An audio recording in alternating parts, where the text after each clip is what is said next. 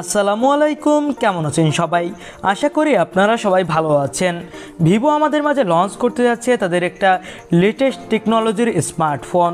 আর এটা হলো এই ফোনটাতে ব্যবহার করা হবে ফ্লাইং ক্যামেরা, অর্থাৎ এই ফোনের ক্যামেরা দিয়ে আপনি ড্রোনের মতো ভিডিও রেকর্ড করতে পারবেন এবং ছবি তুলতে পারবেন, এবং এই ক্যামেরা দিয়ে 8Kতে ভিডিও রেকর্ড করা যাবে। আর আজকের ভিডিওতে আমরা আলোচনা করব এই ফোনটার ফুল ডিটেলস নিয়ে। ফোনটাতে কী কী স্পেসিফিকেশন থাকতে পারে, এই ফোনটা কিভাবে কাজ করবে, এই ফোনটা কবে লঞ্চ হতে পারে এবং এই ফোনটার প্রাইস কত হতে পারে, এই সব কিছু নিয়ে আজকের ভিডিওতে বিস্তারিত আলোচনা করা হবে। সো আপনাকে বলবো অবশ্যই ভিডিওটি আমাদের সাথে শেষ পর্যন্ত দেখার জন্য। আর মূল ভিডিওতে যাওয়ার আগে দেখে নিন তো আমাদের চ্যানেলটি সাবস্ক্রাইব করা আছে কি না। যদি না থাকে তাহলে অবশ্যই সাবস্ক্রাইব করে পাশে থাকা বেল আইকনটি প্রেস করে রাখবেন। সো সবার প্রথমে আমরা আলোচনা করব এই ফোনটার লুক ও বিল্ড কোয়ালিটি নিয়ে।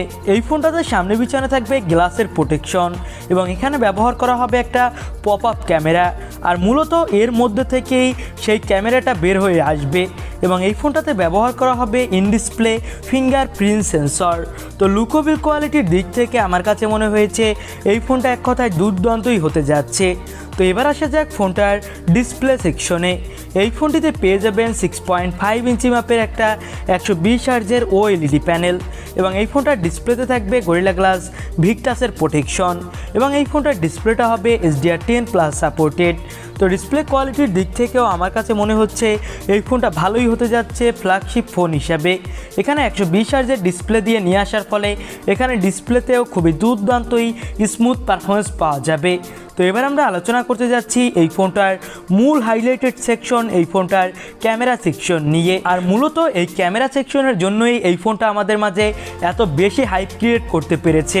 এখানে যে ফ্লাইং ক্যামেরা ব্যবহার করা হবে, এখানে থাকবে 200 মেগাপিক্সেলের প্রাইমারি ক্যামেরা, দেওয়া হবে 50 মেগাপিক্সেলের একটি আলট্রা ওয়াইড অ্যাঙ্গেল লেন্স এবং ফোনটিতে ব্যবহার করা হবে 50 মেগাপিক্সেলের টেলিফটো আর 16 মেগাপিক্সেলের একটি ডেপথ সেন্সর এবং এই ফোনটার সামনে থাকবে 44 মেগাপিক্সেলের সেলফি ক্যামেরা। তো এবার আসা যাক এই ফ্লাইং ক্যামেরা কিভাবে কাজ করবে।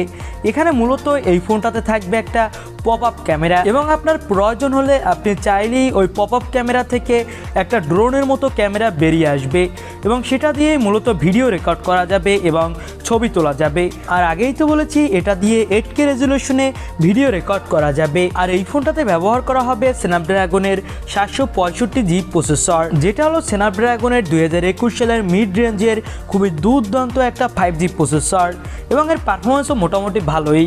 এবং এই ফোনটাতে আউট অফ দ্য বক্স ব্যবহার করা হতে যাচ্ছে অ্যান্ড্রয়েড 11 আর ফোনটিতে থাকবে ডুয়েল সিম কার্ড স্লট, সাথে কোনো এক্সট্রা মেমোরি কার্ড স্লট থাকতে যাচ্ছে না। আর এই ফোনটাতে ব্যবহার করা হতে যাচ্ছে 6000 mAh ব্যাটারি এবং ফোনটিতে প্রোভাইড করা হবে 67 ওয়াটের একটা ফাস্ট চার্জার।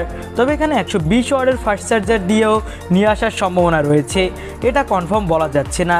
তো স্পেসিফিকেশনের দিক থেকে এবং নতুন টেকনোলজির দিক থেকে এই ফোনটা আমার কাছে এক কথায় দুর্দান্তই লেগেছে। তো এবার আমরা আলোচনা করব ফোনটার প্রাইস কত হতে পারে এই নিয়ে। এই ফোনটার প্রাইস হবে ইন্ডিয়ান রুপিতে 50 থেকে 60 হাজার রুপির আশেপাশে, যেটা বাংলাদেশের মার্কেটে পাওয়া যাবে 70 থেকে 80 হাজার টাকায়। তো এই বাজেটে এই ফোনটা আমার কাছে এক কথায় দুর্দান্তই হতে যাচ্ছে বলে মনে হয়েছে, বিশেষ করে এই ফ্লাইং ক্যামেরার জন্য। তো আপনাদের কাছে ভিভো এর নতুন টেকনোলজি কেমন লেগেছে তা অবশ্যই কমেন্ট করে জানাতে ভুলবেন না।